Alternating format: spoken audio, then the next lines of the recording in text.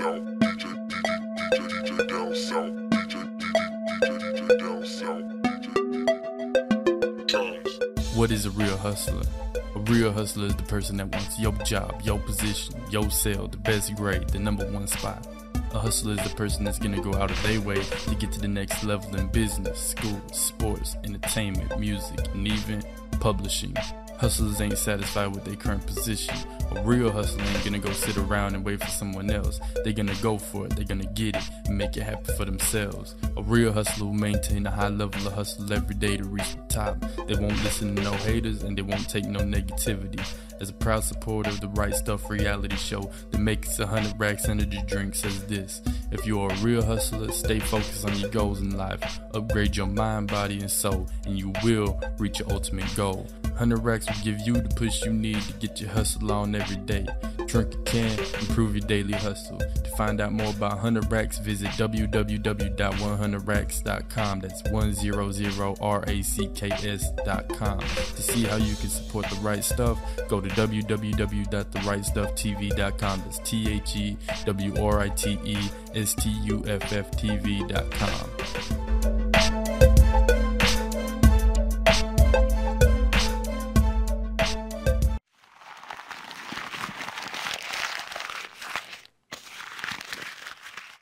Like Bill Walsh and Tom Landry.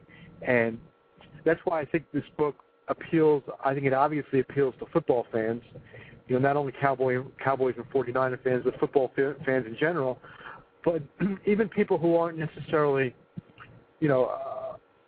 addicted to the NFL and feel, that every Sunday they're glued to their TV. Right. Because there's much more in this book than just football. Exactly. There's a lot of stories about lives and struggles that people have had and how they've dealt with them, and also a lot of good times in there, and how that changes their lives as well, and relationships that were built up as a result of being around each other for a 4 or 5 month season, and the bonding that takes place.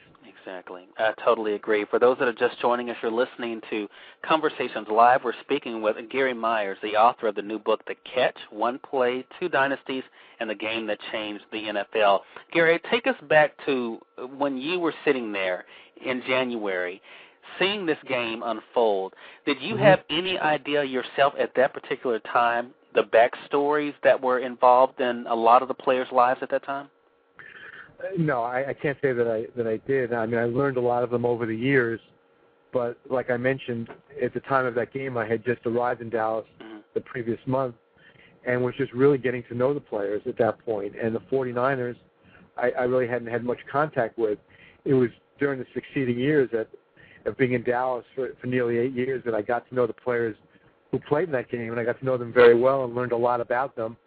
And the same thing with the 49ers. In my job at the Dallas Morning News, I did cover a lot of the national games, and I was in San Francisco, and I got to know Joe and Dwight over the years. But a lot of this stuff really came to light just in doing the research for the book and counting on a lot of these relationships that I had already established to enable these players to have faith in me and to trust me to tell me really personal things. And obviously that makes for a better book. The part of you mentioned a few minutes ago about Joe having the death threat. I mean, I just can't possibly imagine what it was like in a stadium of 60,000 people. Not only the pressure of having to play in that game and trying to get his team to the Super Bowl, but not knowing if that call that the 49ers received just moments before kickoff was a hoax or whether it was real. Right. And as I point out in the book, it was the pre-9/11 days when getting into a stadium was not nearly, let's put it this way, the security was not nearly as tight as it is today, where, fans are subjected to pat-downs and they go through backpacks and empty things out to make sure there's nothing there. Back in January of 1982, a fan could have easily walked into a stadium with a handgun, in his jacket pocket, and nobody would have known the difference. So that was the pressure and the atmosphere that Joe was playing under that day, not only trying to win a football game, but in the back of his mind, at certain points during the game, it came to the forefront of his mind, thinking, is somebody here trying to shoot me? Right. Right. And I think staying with Joe for a moment, there was a passage I marked yesterday when I was going back in ready for this interview, Gary, on page 116 where Joe was talking about the sport and his role in it. This is what he had to say for those who have the book. Again, it's page 116. If you don't have it, definitely make a note of this. He says, I love this game. I played it since I was 8 years old, and pretty soon there is going to be a definite end to it. I'm still going to be relatively young. It's not like other careers that if you miss it, you can go back to the office. Players want to make it last as long as they can. When it's over, that's it. It's over.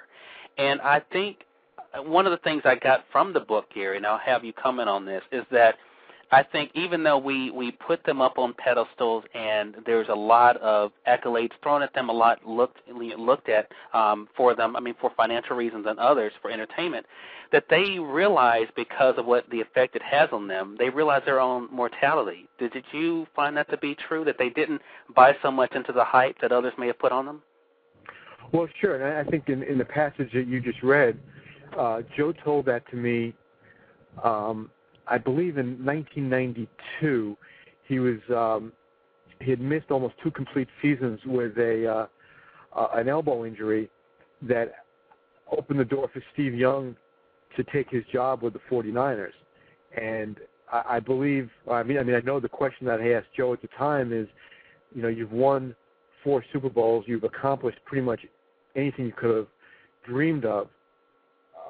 Why would you want to continue playing at this point? Why start over with another team? Why not just, you know, walk away on top? And the answer he gave me is what you probably hear from a lot of players, that, you know, not only do they love the sport and the money and the attention they gain from it, but it's very hard for these guys who are wired differently than normal people. They're extremely competitive. Right. It's very hard for them to replace the thrill they get from playing. And in order to do that, they have to have their post-football career set up and have very definitive ideas on what they want to accomplish. And at that point, all Joe was thinking about was he wanted to still play, and he was doing everything he can to make sure his career was going to continue. Exactly. Again, the title of the book is The Catch. And, Gary, as we were talking about who would love this book, I really believe anybody who's pursuing a dream, anyone who's pursuing a goal or a career that they're passionate about, whether it's in the arts or whatever it might be, will definitely appreciate this story, because it really talks about, you know, if you truly love something, the extent that you will go to see that through, no matter what it takes.